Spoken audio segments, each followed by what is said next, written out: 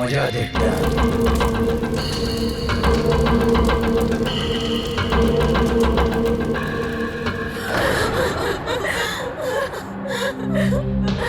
তো প্লেনে আপনাদের তিনজনের হাজবেন্ড ছাড়া শুধু পাইলট ছিল?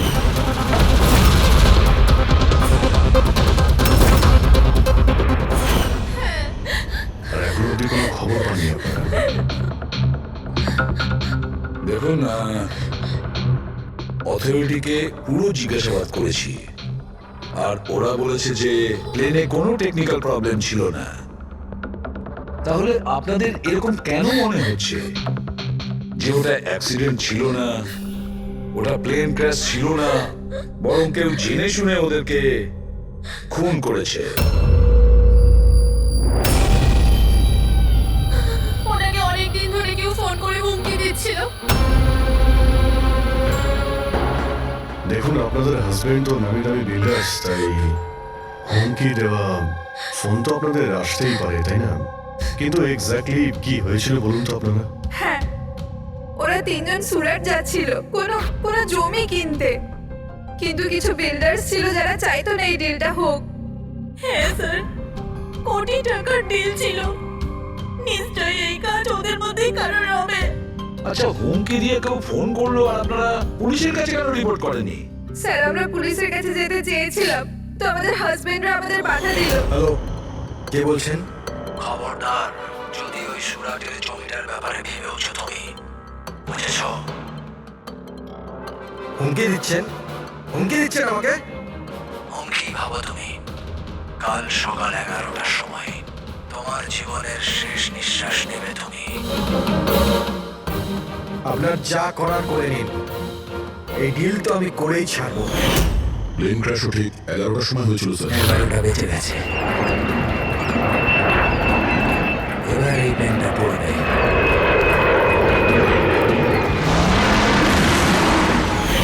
এটা কোনো কাকতালীয় ঘটনা হতে পারে না। আপনি বলুন স্যার, যে একটা জমি টুকরো কারোর জীবনের থেকে বড় হতে পারে কি? দেখুন, আমি আপনাদের প্রমিস করছি, যারা এই কাজটা করেছে তাদেরকে আমরা শাস্তি দিয়েই ছাড়ব।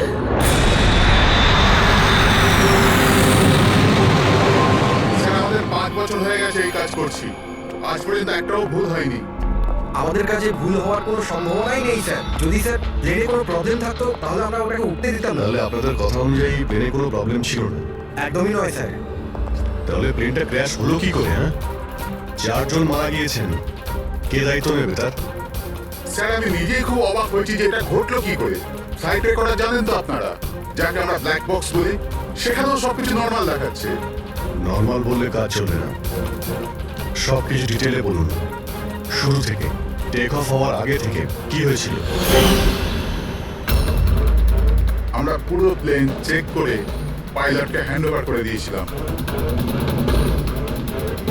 তারপরে ওই 3 বিজনেসম্যান প্লেনে করে সুরাটের দিকে রওনা দিল।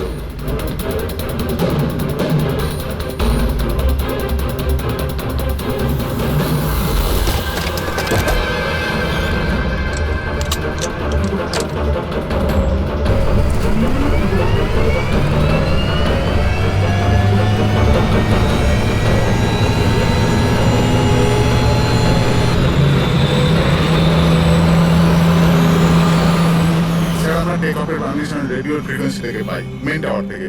কাল আমাদের পুরো ইনফরমেশন পাওয়ার পরই আমরা টেক অফের প্রক্রিয়া শুরু করেছি। হ্যাঁ ফ্রেডি, কি? আচ্ছা, ওকে ওকে ওকে, হ্যাঁ ঠিক আছে, আমরা দেখছি। কি হয়েছে স্যার? মদনকে যে নাম্বার থেকে হুমকি দেওয়া ফোন করা হয়েছিল, সেটা ক্র্যাশের দিন এখানেই ছিল, এই এয়ার স্ট্রিপেই। স্যার, ফোনটা যদি এখানেই থেকে থাকে তাহলে এটা ভিতরের কোনো লোকের কাজ। কি? হ্যাঁ, না স্যার, আমরা কাউকে কোনোদিন হুমকি দিয়ে ফোন করিনি। তোমরা না করলে কি বাইরের কেউ এসে করে গেছে? এই তোমাদের সিকিউরিটি এয়ার স্ট্রিপের।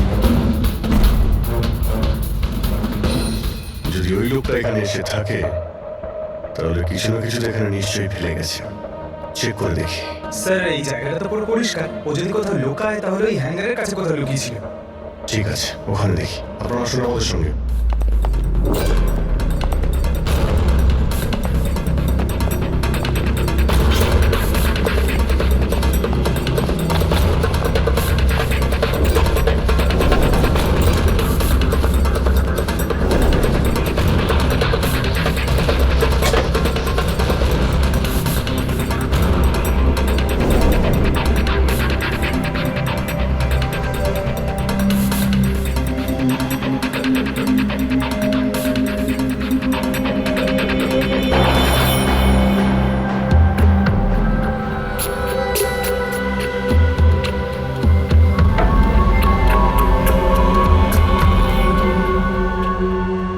স্যার স্যার একটা ভাঙা ফোন পেয়েছি। স্যার আমার মনে হয় হুমকি দেওয়াটা নিয়ে ফোনটাই ব্যবহার করেছিলেন। হতে পারে, ইউজ করে ভেঙে দিয়েছে। রেখে দাও, কিছু প্রমাণ তো নিশ্চয়ই পাওয়া যাবে। কোথায় পেলে তুমি এটা? স্যার ওখান থেকে। স্যার এখানে।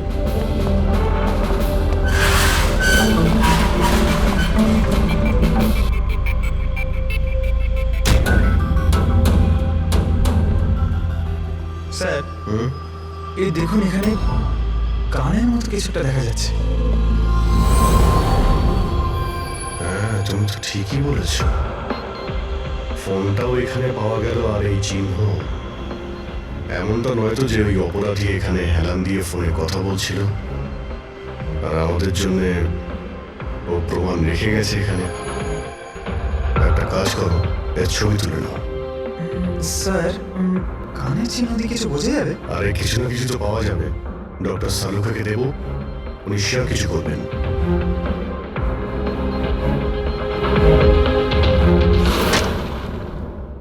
স্যার, দুটো লাশ পাওয়া গেছে, অঙ্কুর আর মদনের। অঙ্কুর আর মদন। আচ্ছা, সুমিত আর ওই প্লেনের পাইলট? খুন চলছে স্যার, এখনো কোনো খবর পাওয়া যায়নি। আপনারা প্লিজ কাঁদবেন না, একটু শান্ত হন। দেখুন, আমি আপনাদের কথা দিচ্ছি, আপনাদের স্বামীকে যারা খুন করেছে তারা আমাদের হাত থেকে বাঁচতে পারবে না। স্যার, হ্যাঁ, স্যার এই ফোনটা পেয়ে গেছি, যে ফোন থেকে হুমকি দেওয়া ফোনটা করা হয়েছিল। কিন্তু কিন্তু স্যার আমরা ওখানে পৌঁছানোর আগেই খুনি এই ফোনটা ভেঙে দিয়েছে, যাতে আমরা ওর অব্দি পৌঁছতে না পারি। স্যার আমরা জানি এটা কে করেছে। চেনেন আপনারা কে কে খুন করেছে? রণদীপ আর শশী। রণদীপ আর শশী কারা? হ্যাঁ, স্যার এই দুজনও বিল্ডার্স। এরা চাইতো না যে আমাদের তিনজনের স্বামী এই ডিলটা করুক। জানতাম, আমরা জানতাম যে এই ঘটনার পুরো দোষ আমাদের গাড়ি চাপানো হবে। আপনাদের পরিচয়? স্যার এরাই দুজন হলো সেই খুনি, রণদীপ আর শশী।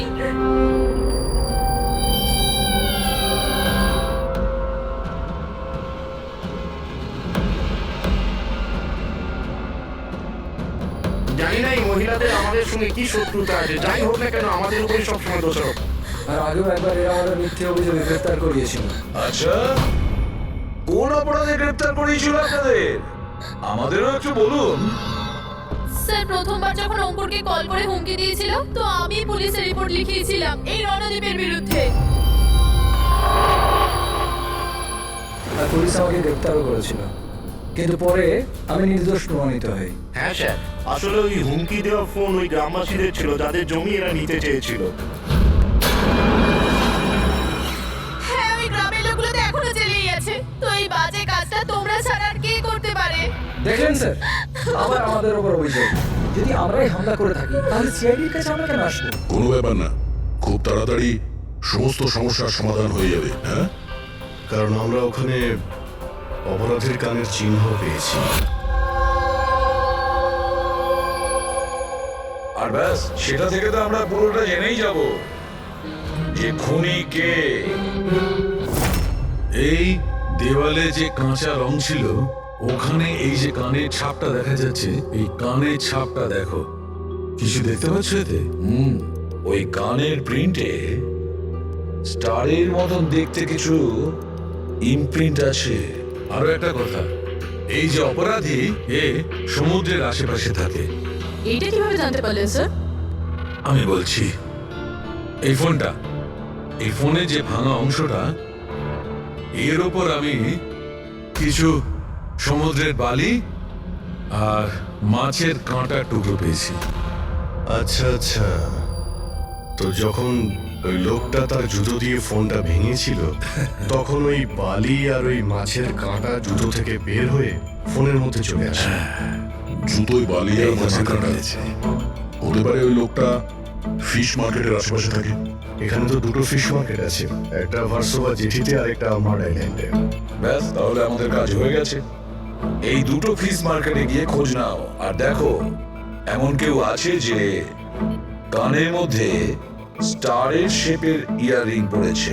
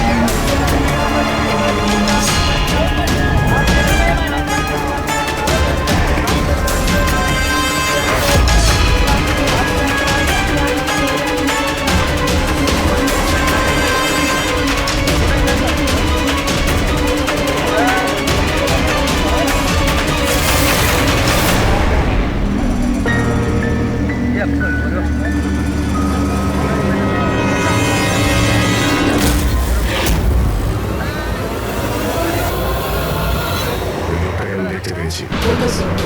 সবাই চলে এসো।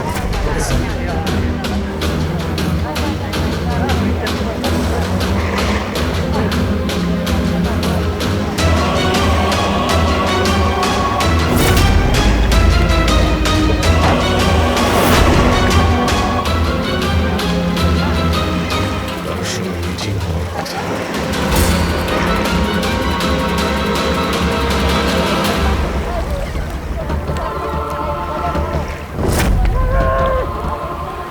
এই লোকটা কে চিনতে পারছি না তো।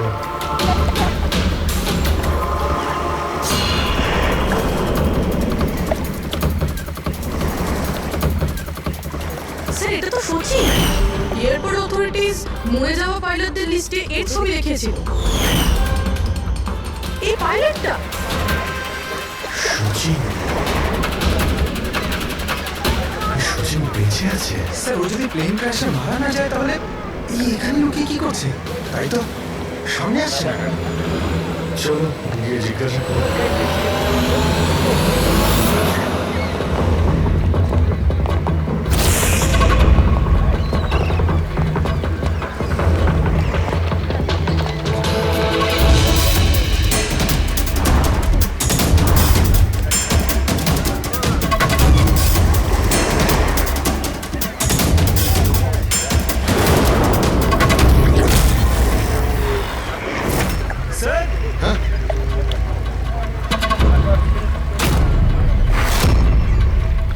স্যার, এ তো মারা গেছে। মারা গেছে? ওই দেখুন স্যার, সচিন পালাচ্ছে।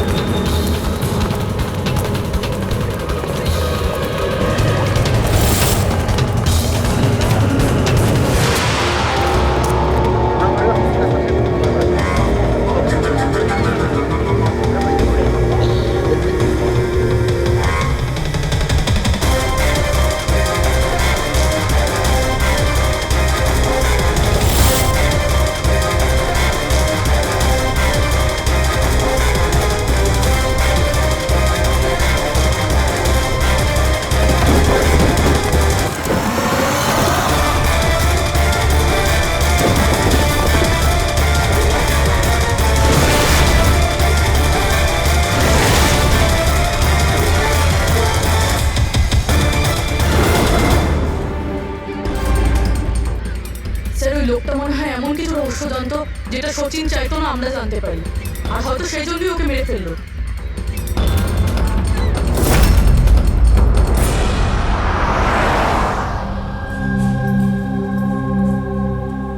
So,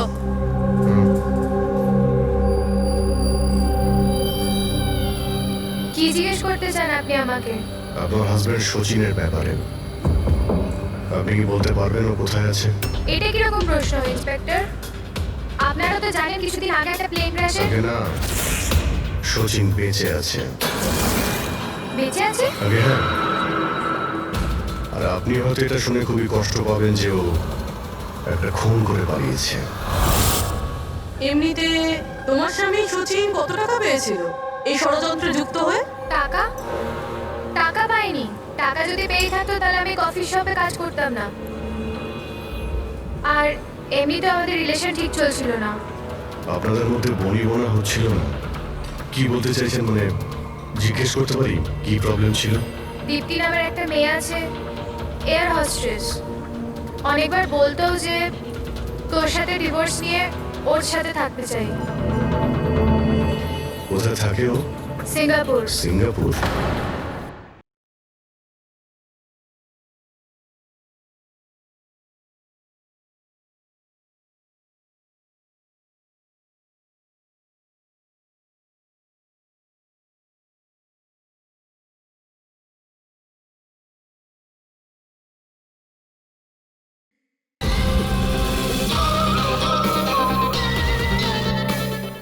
কি শচীন বেঁচে আছে? এ হতে পারে না স্যার। আমরা নিজের চোখে ওকে প্লেনে উঠতে দেখেছিলাম। স্যার এত বড় দুর্ঘটনায় ওর বেঁচে থাকার কোনো সম্ভাবনাই নেই স্যার। আর ও যদি প্লেন থেকে প্যারাশুট নিয়ে লাফ দেয় তাহলে? না স্যার, যদি প্যারাশুট নিয়ে লাফ দিত তাহলে কেউ না কেউ তো নিশ্চয়ই দেখতে পেত। আমরা কিছু মিস করে যাচ্ছি না তো? কি একটু আগে তুমি কি বললে, কি মিস করেছো? না না স্যার, কিছু না। তোমাদের অ্যাপিয়ারেন্স বলছে যে তোমরা কিছু লুকোচ্ছো, তাই তো? কি ব্যাপার বলো, বলো তাড়াতাড়ি। সরি স্যার, আমরা ওই ছোট একটা ভুল করে ফেলেছিলাম। কিরকম ভুল? স্যার যখন প্লেন টেক অফ করেছিল আমরা ওখানে ছিলামই না। আপনারা এত বড় ভুল কি করে করতে পারেন? হ্যাঁ স্যার ওই প্লেন যখন রানওয়েতে দৌড়চ্ছিল স্যার কিছু বিস্ফোরণ হলো স্যার। কিরকম বিস্ফোরণ? স্যার কেউ একজন চকলেট বোম ফাটিয়েছিল, তো আমরা ওইটাই দেখতে গিয়েছিলাম যে কোথাও কিছু হয়নি তো। আরে এটা তো চকলেট বোম। আর স্যার যখন আমরা ফিরে এলাম তখন দেখলাম যে প্লেন উড়ে গেছিল স্যার। এটা ওই গাড়িওয়ালারই কাজ হবে স্যার। ওদের কনসেন্ট্রেশন নষ্ট করার জন্য। হ্যাঁ, কিন্তু অভিজিৎ কেন? কিসের মোটিভ থাকতে পারে ওদের কনসেন্ট্রেশন ব্রেক করার জন্য? কিছু না কিছু তো গোলমাল আছে অভিজিৎ। আচ্ছা, যখন বোমটা ব্লাস্ট হয় তখন প্লেনটা বায়ুস্তরের কোন জায়গায় ছিল? ওখানে গিয়ে দেখো। আসুন স্যার, চলো দেখো। আসুন।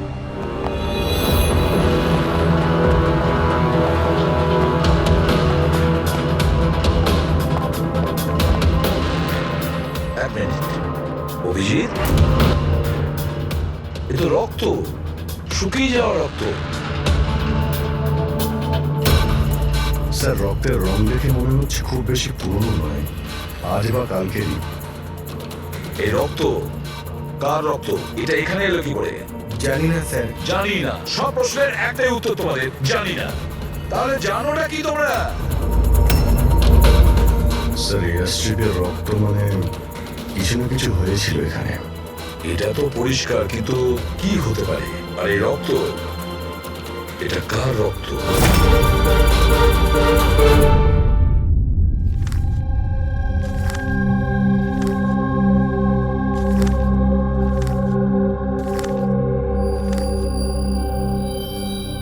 বস, জানতে পেরে গেছি ওই এয়ারস্ট্রিপে যে রক্ত ছিল ওটা কার। কার ছিল? এর পাইলট শচীনের।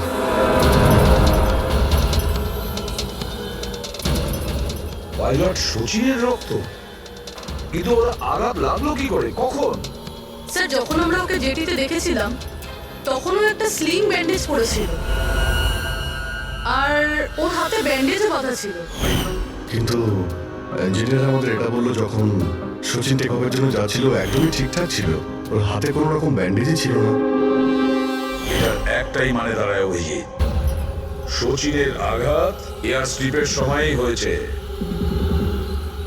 প্লেনটা টেক অফ হওয়ার আগেই শচীন এয়ার স্ট্রিপে পড়ে যায় আর ওর তখনই আঘাতটা লাগে। ঠিক এইরকমই হয়ে থাকবে বস, কারণ এই জন্যে সচিন প্লেন ক্র্যাশে মারা যায়নি, কারণ সচিন প্লেনে ছিলই না। কিন্তু ডক্টর ঝালুকে কেউ তাহলে সচিনকে প্লেন থেকে লাফাতে দেখেনি কেন? আরে দাঁড়িয়ে ওখানে বাজি ফাটিয়েছিল না ওদের সরানোর জন্য। এগুলো সব সচিন আর লোকটার প্ল্যান ছিল।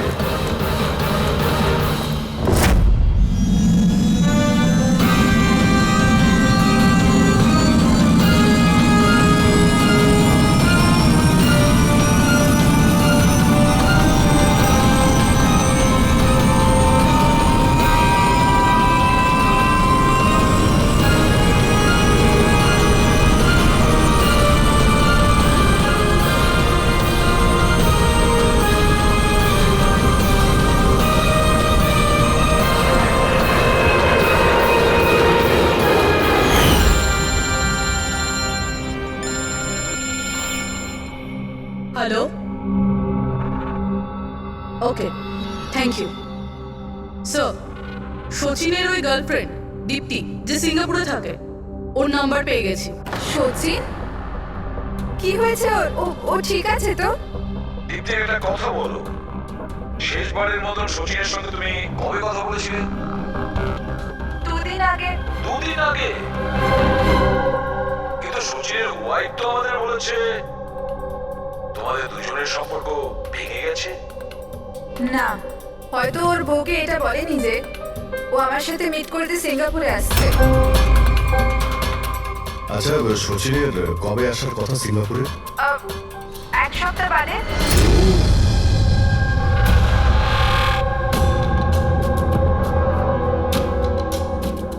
আচ্ছা, আর কি কি কথা হয়েছে তোমার সঙ্গে 2 দিন আগে?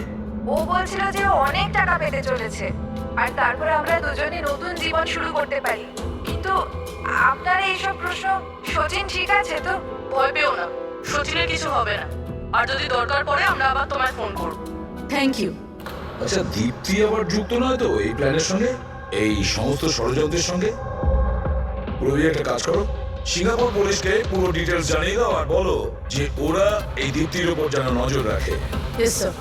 স্যার, হ্যাঁ, সচিনের ওয়াইফের সঙ্গে কথা বলছে। ও তো বললো যে সচিনের পাসপোর্ট বাড়িতেই আছে। কি? সচিনের পাসপোর্ট বাড়িতে? আর সচিন সিঙ্গাপুর যাওয়ার জন্য প্ল্যান করছে? এটা আবার হয়নি তো যে সচিন নকল পাসপোর্ট বানিয়েছে? নকল পাসপোর্ট? আচ্ছা, আমাদের ওই ঘেটু আছে না, ও কিন্তু নকল পাসপোর্টের ব্যাপারে অনেক কিছু জানে। ঠিক, একটা কাজ করো, পঙ্কজকে বলো যে সচিনের ফটো নিয়ে যেন ঘেটুর সঙ্গে দেখা করে। হ্যাঁ। Yes sir. আরও একটা কথা স্যার, স্যার সচিন যদি প্লেন টেক অফ হওয়ার আগে প্লেন থেকে ঝাঁপ দিয়ে থাকে, তাহলে প্লেনটা ওড়াচ্ছিল কে? আর যখন ও প্লেন থেকে ঝাঁপ দিল তখন এই মদন, অঙ্কুর আর সুমিত এরা চিৎকার চেঁচামেচি করলো না কেন? চুপচাপ বসেছিল কেন? বস, প্লেন থেকে পড়ে গেলে এরকম সুযোগ পাবে কি করে? এরা 3 জনেই তো অজ্ঞান ছিল। কিন্তু স্যার, এরা জ্ঞানটা হারালো কিভাবে? পূর্বে এদের 3 জনের পেটের মধ্যে ব্ল্যাক কফি ছিল, আর ওই ব্ল্যাক কফিতেই নেশাদ্রব্য মেশানো ছিল। কি? ব্ল্যাক কফির সঙ্গে নেশার ওষুধ? I am boring. আপনার কফি, থ্যাংক ইউ। তাহলে নিশ্চয়ই এটা সচিনের প্ল্যানের পার্ট ছিল। স্যার, একটা প্রশ্নের উত্তর এখনো পাইনি। বিনা পাইলট নিয়ে প্লেনটা উড়লো কিভাবে? এর উত্তর হলো UAS. UAS, আনইন্টারাপ্টেবল auto pilot system. এই প্রোগ্রাম দিয়ে মাটিতে থেকে আকাশে ওড়া প্লেনকে কন্ট্রোল করা যায় স্যার, যে কোনো জায়গা থেকে। হ্যাঁ স্যার, আমরা এই ফরেন্সিক ল্যাবে দাঁড়িয়েও যে প্লেনটা আকাশে উঠছে তাকে কন্ট্রোল করতে পারি। এই প্রোগ্রামটা এই জন্যই বানানো হয় যে আকাশে ওড়ার সময় প্লেনে যদি কোনো ইমার্জেন্সি হয় বা কোনোভাবে প্লেন হাইজ্যাকও হয়ে যায়, তাহলে তার কন্ট্রোল যেন নিচে থাকা লোকেদের হাতে থাকে। তার মানে প্লেনের ককপিটের কন্ট্রোল তার হাতে থাকবে যার হাতে রিমোট আছে। হ্যাঁ স্যার, আর যার কাছে রিমোট কন্ট্রোলটা ছিল সেই প্লেনটা ক্র্যাশ করিয়েছে সমুদ্রে। রিমোট কন্ট্রোলের লক্ষণই 1 কফিতে নেশার ওষুধ। যদি একবার আমরা জানতে পারি না যে ওই ব্ল্যাক কফিতে নেশার ওষুধ কে মিশিয়েছিল আর কে খাইয়েছিল, তাহলে বুঝে নাও রিমোট কন্ট্রোলের খুনির কাছেও আমরা পৌঁছে যাব। Remote control. Black coffee? Sir Madan তো ব্ল্যাক কফি খেতেন না, ওনার হাই ব্লাড প্রেশার ছিল। আর স্যার আমিও তো সুমিতকে কোনো ব্ল্যাক কফি দিইনি, কারণ ও যখন বাড়ি থেকে বেরিয়েছিল তখন আমিও বাড়ি ছিলাম না। দেখুন, আমরা ওই তিনজনের পেট থেকেই ব্ল্যাক কফি পেয়েছি, যে সেই নেশার ওষুধ মিশিয়েছিল। আর আপনারা বলছেন যে আপনারা কেউ নিজেদের স্বামীকে ব্ল্যাক কফি খাওয়াননি। হতে পারে অন্য কেউ ওনাদের ব্ল্যাক কফি খাইয়েছিল, বা হতে পারে বাইরে যেখানে গিয়েছিল সেখানে খেয়েছিল। কোথাও গিয়েছিল কি? হ্যাঁ স্যার, ওকে আমাদের ড্রাইভার এয়ারপোর্টে ছাড়তে গেছিল। তাহলে হতে পারে যে ও বাইরে কোথাও কফি খেয়েছে, তাহলে ড্রাইভার জানতে পারে। রবি, ওকে একবার ডাকুন তো, কোথায় আছে ও? স্যার যবে এই ঘটনা ঘটেছে তবে থেকে ও কাজে আসছে না, ও আমার ফোনও তুলছে না। তার মানে অভিজিৎ, এই রবি কাল থেকে উধাও।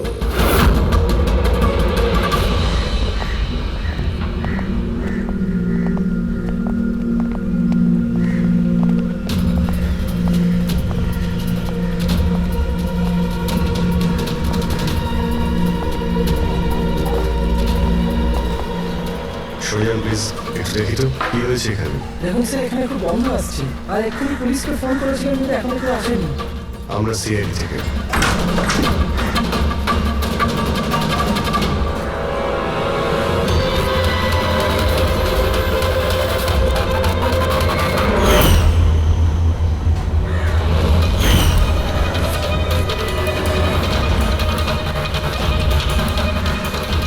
স্যার আরও একটা খুন।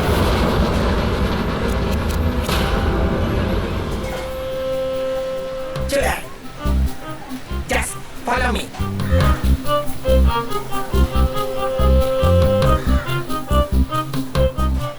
পঙ্কজ, চুপচাপ আমার পেছন পেছন চলতে থাকবি যতক্ষণ আমি এখানে আছি। তোর ঘাবড়ানোর কোনো দরকার নেই। এই যে ঘেটু, আমি না ভয় পাই না, আমি একজন সিআইডি অফিসার। চুপচাপ চল, ফলো মি। ওদিকে চল।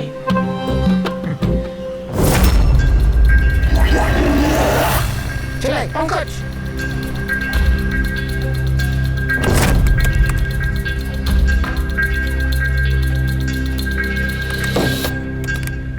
কি বন্ধু, শুনেছি তুমি খুব সুন্দর পাসপোর্ট বানাও। কে বললো? আমার একটা বন্ধু বলেছে। বন্ধু? কে বন্ধু? না, আমি চিনি না একে।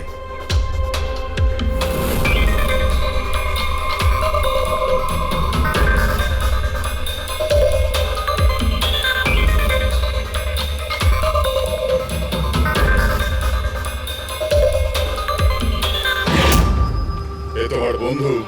তোমার কোনো সন্দেহ আছে? খুব ভালো করে চিনি আমি একে। এর পাসপোর্টও রেডি হয়ে পড়ে আছে আমার কাছে।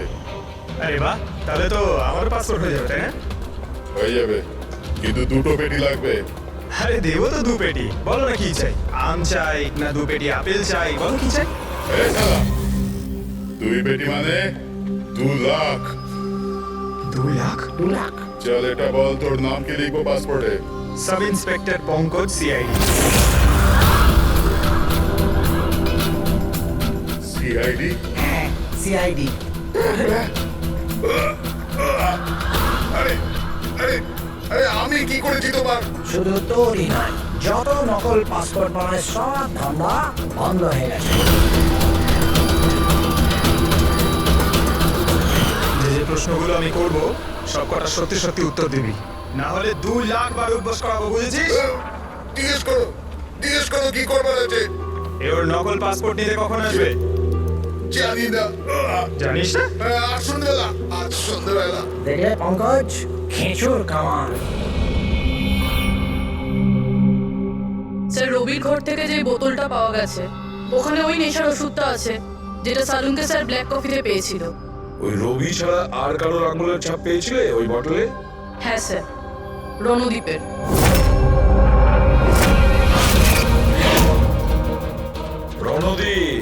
এই রণদীপ বিরোধে এসে চেঁচিয়ে চেঁচিয়ে নিজেকে নির্দোষ প্রমাণিত করতে চাইছিল না? প্রথমে রবিকে ব্যবহার করে খুন করানোর জন্য, তারপর রবিকেই মেরে ফেলে। স্যার আমি রণদীপকে অনেকবার ফোনে ট্রাই করেছি কিন্তু ওর ফোন বন্ধ আসছে। একবার এই সুচিরকে যদি আমরা পাই না, ওই আমাদের পৌঁছে দেবে রণদীপের কাছে। সন্ধ্যেবেলাই তো ও আসছে নিজের নকল পাসপোর্ট নেওয়ার জন্য।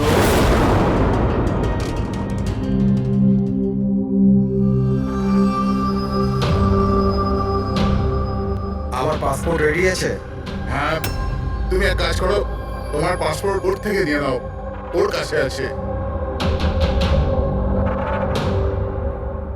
আরে ভাই তাড়াতাড়ি করো, আমার কাছে বেশি সময় নেই।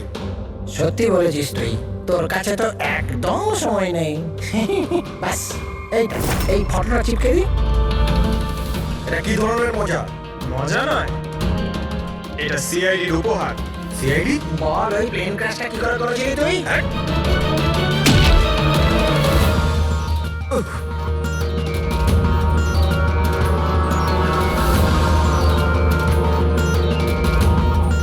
সিআইডি থেকে পালিয়ে টেক অফ করা তো সহজ নয়।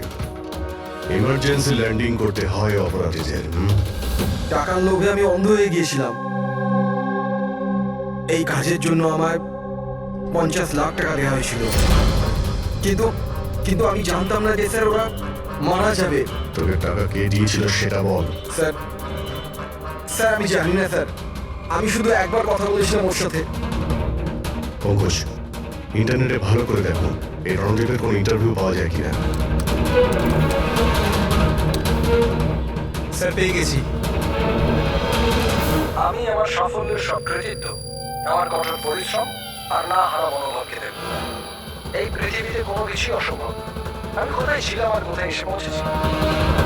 স্যার স্যার এটা ওনারই আওয়াজ স্যার, আমি শিওর এটা ওনারই। গলার স্বর রণদীপের আর ওই শিশিতে আঙুলের ছাপ রণদীপের। রণদীপ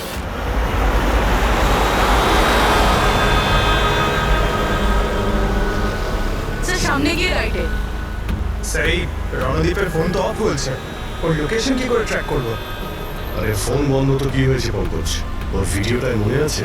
ওই ভিডিওটার মধ্যে ওর হাতে একটা ব্রেসলেট পড়েছিল। আমি ওই ইন্টারভিউ দ্বিতীয়বার চেক করেছিলাম। কিন্তু স্যার ব্রেসলেট দিয়ে লোকেশন কি করে ট্র্যাক করবো? পঙ্কজ, ওটা কোনো অর্ডিনারি ব্রেসলেট নয়। ওই ব্রেসলেটে জিপিএস ট্র্যাকিং লাগানো আছে। আর এরকম ব্রেসলেট বেশিরভাগ টাইপ 1 ডায়াবেটিসের লোকেরাই পড়ে। ব্রেসলেটে জিপিএস থাকে স্যার? হ্যাঁ, তার কারণ হলো যে ওর শরীর যদি কোনো সময় খারাপ হয়ে যায় বা ওর মাথা ঘুরে যায়, তাহলে ওর পরিবারের লোকেরা জিপিএস এর সাহায্যকে সহজেই ট্র্যাক করতে পারবে। কিন্তু স্যার এই জিপিএস বলছে রণদীপ কুন্ডু বাড়িতে আছে।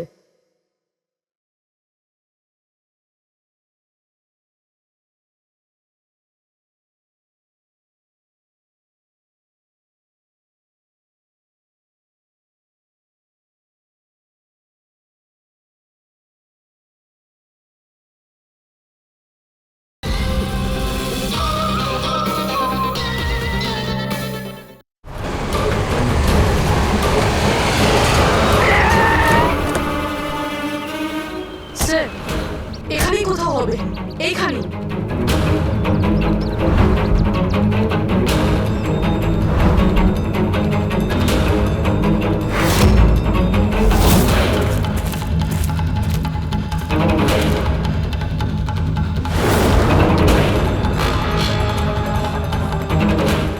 এইদিকে স্যার। স্যার এখানেই কোথাও হবে। ওর হার্ট রেট ক্রমশ কমে আসছে। হার্ট রেট ক্রমশ কমে যাচ্ছে, এদিকেই ও কোথাও আছে।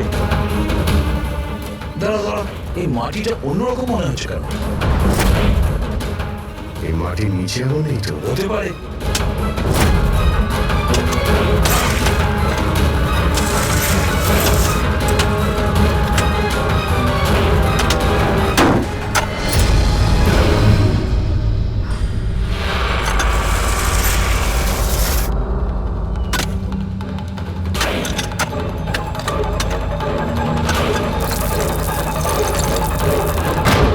মাই গড,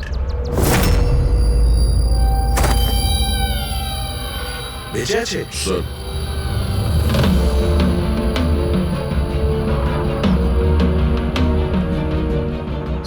তো ভেবেছিলাম যে এই লোকটাই খুনি, কিন্তু এখন দেখছি ওই তো মারা যাচ্ছিল।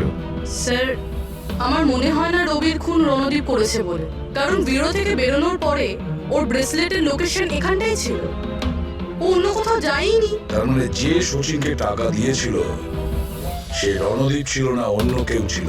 কিন্তু স্যার, ভয়েস তো ওরই ছিল, গলার আওয়াজ তো ওরই ছিল। পুরোই আওয়াজ চেঞ্জ করে কথা বলা কোনো ব্যাপার না। আর আজকাল স্যার এমন এমন মোবাইলের অ্যাপ এসছে যার সাহায্যে যে কেউ যে কোনো আওয়াজে কথা বলতে পারে। কিন্তু কে সে যে রণদীপকে ফাঁসানোর চেষ্টা করেছিল? সে কে ছিল যে কিনা নিজের ভয়েস চেঞ্জ করার অ্যাপ ইউজ করেছিল?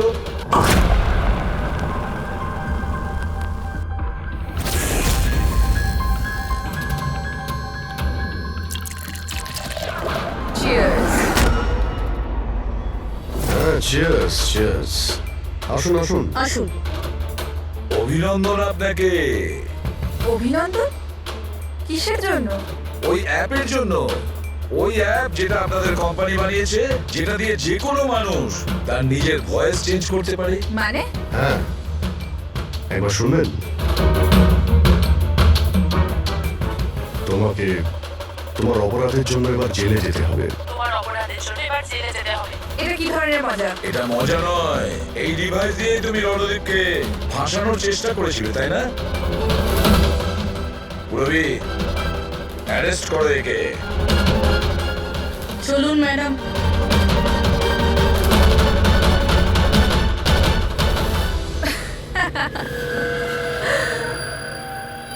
এত কিসের তারা আছে সিআইডি? একটু ওদিকে তো তাকান। এই, ছেড়ে দাও ওকে। বোকামি করো না। এই, ছেড়ে দাও এদের।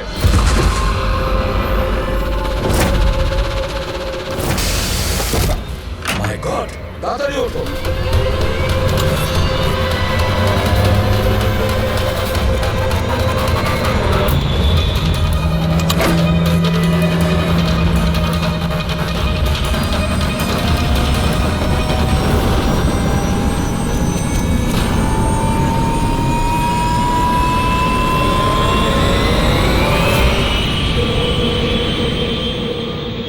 Good bye CID.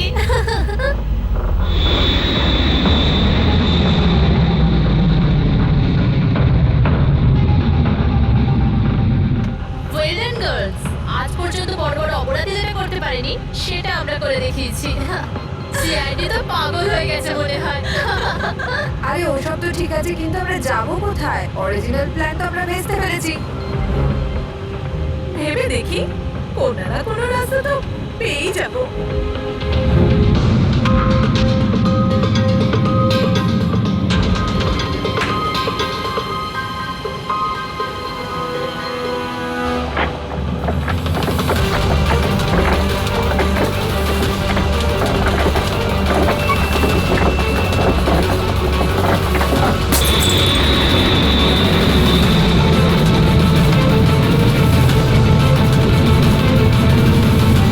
আরে কি করছিস? কিরকম ভাবে প্লেন উড়াচ্ছিস তুই?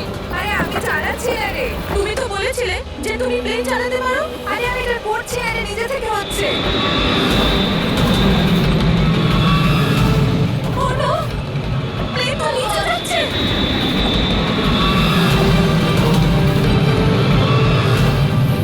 মনে হচ্ছে আমাদের ইউএস টেকনোলজি কেউ জানতে পেরে গেছে নাকি? কিন্তু কি করে?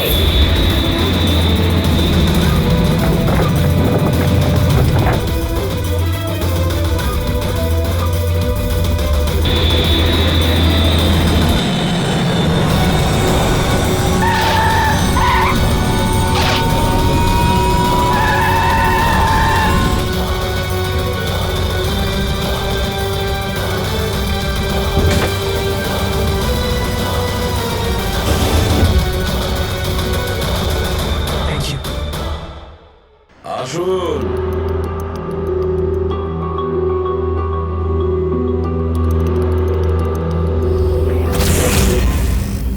যে দেশে মহিলারা স্বামীর দীর্ঘ জীবনের জন্য ব্রত রাখেন, সেখানে আপনারা তিনজন মিলে আপনাদের স্বামীদের খুন করে দিলেন। নিশ্চয়ই কোনো উপযুক্ত কারণ ছিল এর। হ্যাঁ, কারণ ছিল। আমাদের হাজবেন্ডরাও ধোয়া তুলসী পাতা ছিল না। হ্যাঁ, লোকেদের কাছে তো এমন দেখাতো যে ওরা আমাদের খুব ভালোবাসে, কিন্তু বাড়িতে কিছু অন্য গল্প হতো। না আমরা কোনো ভালোবাসা পেলাম আর না কোনো সম্মান। অঙ্কুর তো কতবার রিয়ার উপর হাতও তুলেছিল, হসপিটালে ভর্তি হতে হয়েছিল ওকে। এইসব থেকে বিরক্ত হয়ে আমরা আমাদের স্বামীদের কল করে হুমকি দিচ্ছিলাম। আর ভাবলাম সুযোগ ভালো আছে, তাই আমরা ওদের মেরে ফেললাম।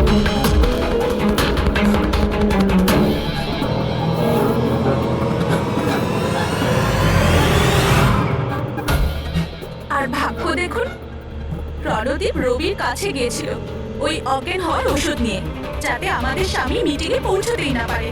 আর এই ব্যাপারটাও আমাদের কাজে লেগে গেল। তাহলে রবির সততার সুযোগ দিয়েছো তুমি।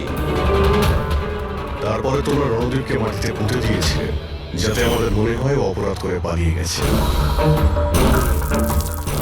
খাঁচায় বন্দি পাখির মতো জীবন কাটানোর কোনো ইচ্ছে ছিল না। আমরা স্বাধীনভাবে শ্বাস নিতে চেয়েছিলাম। স্বাধীনভাবে শ্বাস নেওয়ার আরো কিছু পথ খোলা আছে ম্যাডাম। স্বামীকে খুন করা সব থেকে ভুল সিদ্ধান্ত। এটা ঠিক করতে যদি স্বামীর কাছ থেকে সরে যেতে, কিন্তু না, তোমরা তিনজন এমন রাস্তা বেছে নিয়েছো যে রাস্তা তোমাদের অন্ধকারে নিয়ে যাবে, আর সেটাও জেলের গড়াদের পেছনে।